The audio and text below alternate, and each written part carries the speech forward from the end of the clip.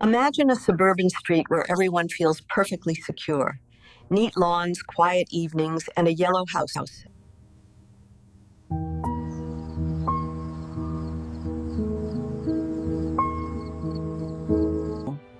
But psychologists say the human brain does something dangerous. It forces us to see only what we expect to see. And sometimes that's exactly how an unsettling reality hides in plain sight. It doesn't scream. Before the switch clicks, ask yourself, do you truly know your surroundings or only the version your brain wants you to see? My name is Clara.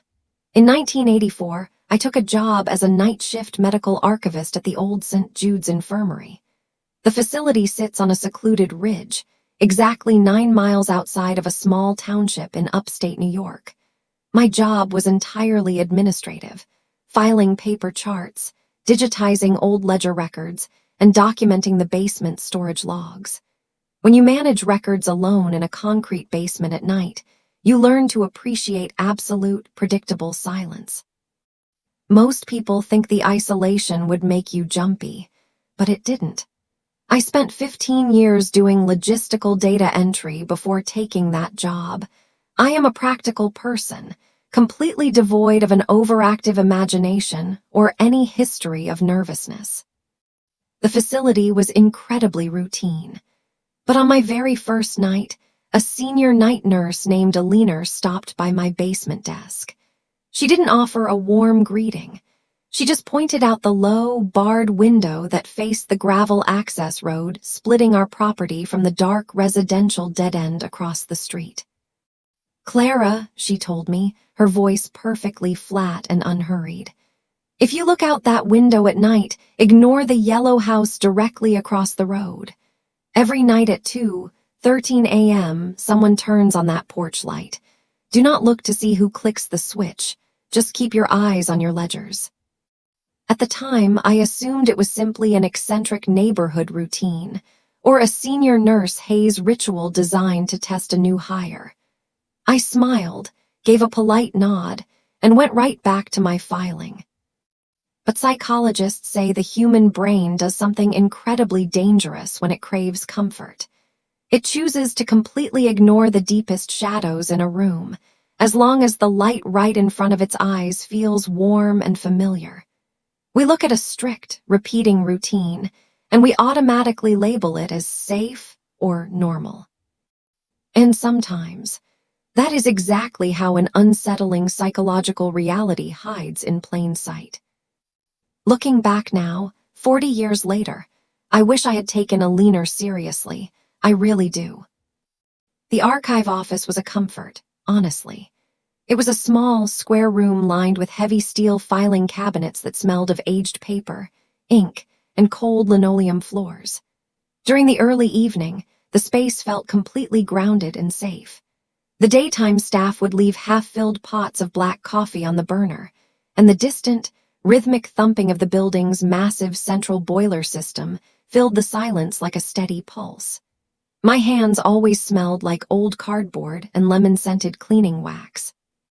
It was a predictable life, secure. Alina was like a mother to everyone on the night shift. During the slow hours between 2 and 4 in the morning, she would walk down to the basement with a thermal mug of tea just to check on me. We would sit at the old wooden sorting desk, and she would tell me stories about her grandchildren or the history of the county. We would watch the rain or the silent snow tap against the high, rectangular basement windows. The view of the street from that office was just like any other small-town road. The yellow house across the way sat directly beside a rusted green corner mailbox. During the day, an elderly gentleman would occasionally walk out to gather his newspapers, or birds would land on the porch railing. There was absolutely nothing strange about it, not during the daylight hours anyway. I grew deeply accustomed to the quiet rhythm of the work, the absolute certainty of it. You easily develop a feeling that nothing genuinely wrong could ever happen in a room that feels so structurally stable and familiar. But then, the sun would go down completely. By midnight, the upper floors of the infirmary went entirely quiet. The nurses stayed near the patient wards, and the basement staircase became this long, dark tunnel of silence. The only real sound left was the low, steady hum of the small, fluorescent desk lamp right in front of me. I remember sitting at the wooden sorting desk one night, carefully smoothing out the edges of a wrinkled patient chart. It was quiet, maybe 1 o'clock. The room felt entirely normal, but my eyes kept drifting toward that low, barred window, toward the empty gravel road outside. At first, I ignored it. It was just a regular street lamp casting shadows across the dark asphalt, but the darkness pooling around the yellow porch across the way, it started to feel different, heavy, like the air right outside my window was growing thicker, waiting for something. Nobody noticed it at first, how the atmosphere in the basement slowly began to shift as the minutes ticked by. I looked toward the doorway, half-hopping to hear the familiar scuff of Alina's soft, white nursing shoes coming down the concrete hall. But there was nothing, just the deep, hollow echo of the building's pipes cooling down. I checked my silver wristwatch. It was 2:05 a.m. But I didn't understand what it meant yet. The first shift in that routine happened in late October. Alina had stayed upstairs on the 3rd floor because an autumn storm had knocked out one of the backup generators, keeping the floor staff completely occupied. It was just me alone in the basement archives, sitting under the faint, buzzing hum of the overhead fluorescent light tubes. The clock above the main filing cabinet read exactly 2:11 a.m. The weather outside was terrible. A cold, heavy rain that blurred the glass pane of my window into distorted streaks. Because the room was so quiet, the sudden, dull snap of a distant light switch clicking across the street actually caused my fingers to tighten against the ledger page. I looked up at the barred window. Across the road, the front porch light of the yellow house had just turned on. The clock now read 2:13 a.m. At first, I ignored it. I told myself I was overthinking things, or that a neighbor simply worked an unusual early morning factory shift. I grabbed a fresh stack of patient charts and walked over to the tall steel cabinet in the corner to begin alphabetizing. But as I stood by the metal drawers, I felt a sudden, distinct shift in the room. The cold rain was still tapping against the glass, but the space near the window felt entirely different. It felt heavy. I want to be clear, I wasn't paranoid, but I suddenly experienced that precise psychological distinction between merely being in an open line of sight and being the explicit object of an external, intelligent attention. I turned my head to look back through the glass. The yellow porch light cast a long, narrow beam across the wet gravel of the driveway, pointing straight toward my basement window. There was no one standing on the porch, no shadow behind the screen door, just an empty, unblinking glare focused directly on the room where I worked. I convinced myself it was just a strange angle of the house's architecture. Our brains naturally find patterns in light and geometry because we are survival creatures. I walked back to my desk and picked up my pen. At first, it honestly didn't seem important. But then, I noticed the shadow of the window bars on my desk weren't moving with the wind, and the ink on my page looked entirely yellow. But then, the light came on again the next night. Exactly at 2:13 a.m. and honestly, the night after that, too. Every single evening, right as the clock hand hit that precise minute, the yellow bulb would snap on, casting that identical sharp beam of light across the road and directly into my workspace. By the second week, the pattern stopped making logical sense. I started keeping a small, unofficial log in my personal pocket notebook, not the official archive records, but private, detailed notes to see if I could find a rational explanation.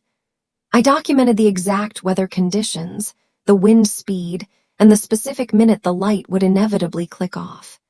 It never varied. The light would burn from exactly 2:13 a.m. until 2:25 a.m., and then snap shut into absolute blackness. That was the part I couldn't explain. One rainy Friday night, I decided to test the boundaries. I stood up from my wooden desk at 2:10 a.m. and turned off the overhead fluorescent lights, leaving the basement archive in complete darkness. I stood perfectly still by the glass window, watching the dark silhouette of the yellow house across the street. The minute hand clicked to 2:13 a.m. The porch light did not turn on. I stood there in absolute silence, my breath fogging the cold glass pane slightly. For 2 full minutes, the house across the street remained entirely dark. The silence was profound. But then I stepped backward, my leather shoe making a soft, distinct scuff mark against the linoleum floor. The very instant the sound left my shoe, the yellow porch light snapped on. It didn't just illuminate the porch. The beam was entirely different this time. It felt as if the light source itself had shifted, angling downward and adjusting its trajectory through the dark rain until it struck me directly across the face. My hand froze midair as I reached out to touch the stone wall for balance. My heart was doing a strange, cold flutter in my chest. The presence of attention wasn't just outside anymore. It felt as though the light was actively listening to the room. I backed up slowly into the dark hallway, my eyes wide, realizing with absolute certainty that whatever was clicking that switch was directly reacting to my movements. The next evening, the heavy knot in my stomach wouldn't go away, so I waited for Alina in the third-floor staff break room before our shift began. She was quietly smoothing down her white apron when I walked in. "Alina," I said, my voice sounding much smaller and thinner than I wanted it to be. "The yellow house. The porch light at 2:13. It's reacting to me." Alina stopped mid-motion. Her hands went completely limp against her apron, and she looked at me for a long time without blinking. The electric clock on the break room wall ticked loudly in the silence. "You turned off your office lights, didn't you?" she asked. It wasn't a question. I swallowed hard and nodded. Alina sat down slowly at the small laminate table, her jaw tightening. "That house belonged to an old surveyor named Arthur," she whispered, her voice dropping to a flat, serious tone. "In the winter of 1974, exactly 10 years ago, Arthur's daughter was driving up the ridge to pick him up after his shift ended here. It was 2:13 in the morning. A terrible freeze had turned the road into pure ice." I felt the air in the small break room grow noticeably colder. "Arthur was sitting right by his front window," Alina continued, her eyes staring blankly at the wall. "He heard her car tires skid on the gravel. He heard the crash down in the ravine. But he didn't go out right away. He hesitated. He stood by the door, turning the porch light on and off, trying to see through the snow, convincing himself it was just the wind. By the time he walked down into the dark with his flashlight, it was too late." "So, he's just an old man trapped in his grief," I whispered. Alina finally looked directly at me, her eyes watery and entirely serious. "Arthur passed away in his sleep at the county hospital 6 years ago, Clara. The house has been entirely empty since the state boarded it up." The room went completely dead silent. "The thing you're interacting with," Alina said softly, "isn't an old man. It is whatever permanent, intelligent residue is left of that 10-minute regret. It sits in that dark house, testing the boundaries of the light, looking for any sign of life to acknowledge its guilt. And if you look back at it too closely, it starts to pull your attention right out of your own life." I finished my shift that night, but I refused to let my eyes drift anywhere near that barred basement window. Before the clock struck 2, I walked over to the desk, pulled the heavy green canvas blinds completely shut over the glass, and locked them into place. I sat directly in the middle of the room, facing away from the street, gripping a black ballpoint pen so tightly my knuckles turned white. When 2:13 a.m. arrived, the absolute silence in the basement felt loaded with a strange, low-level pressure. The regular, rhythmic thumping of the central boiler system suddenly stopped. The entire building went cold. Then I heard it. It wasn't a scream or a dramatic sound. It was a soft, wet, rhythmic dripping sound coming from the floor directly behind me. I didn't move. My body completely refused the command from my brain to turn around. I just sat frozen in my chair, staring straight ahead at the metal cabinets. Behind me, the sound of slow, heavy, deliberate breathing began. In and out, in and out. It sounded wet and freezing cold, like someone who had just crawled out of a winter storm and was standing inches away from the back of my neck, waiting for me to acknowledge them. I counted 30 seconds of complete, agonized silence before the heavy overhead fluorescent lights gave a loud, sudden pop and died. When the lights went out, the thick canvas window blinds didn't block the light anymore. The bright, yellow glare of the porch light across the street cut right through the heavy fabric, as if it weren't even there, painting a long, narrow rectangle of amber light across my desk and illuminating my hands. I didn't scream. I didn't move a single muscle until the sun rose over the ridge. I packed my personal belongings the very next morning and handed my resignation to the supervisor. I told them I was leaving early for personal reasons and didn't elaborate. They didn't push. I took an administrative job at a small, sunlit elementary school library 2 towns away. There were no night shifts, no basement windows, and no empty streets. We all have moments in our past where we hesitated, don't we? Decisions we made in a single, quiet minute that altered the trajectory of our entire lives. But the real truth of human life is that we have to carry those weights forward with us. We don't get to freeze a single coordinate in time and replay our regrets in the dark forever. Maybe that was the true psychological insight Alina was trying to pass down to me by the pie case. Don't let your oldest regrets become the dark house you live in. I haven't driven past that ridge in over 40 years.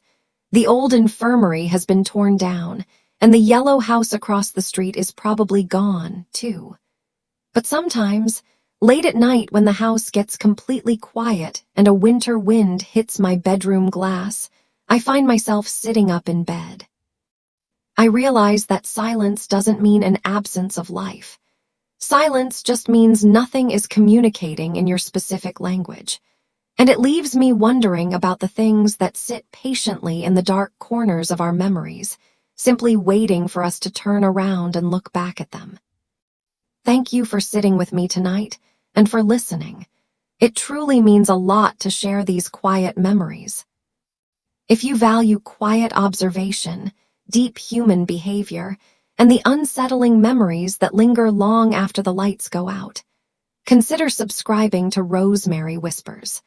We have many more layers of human psychology to explore together. Until next time, take care of yourselves and watch the roads when the freeze sets in.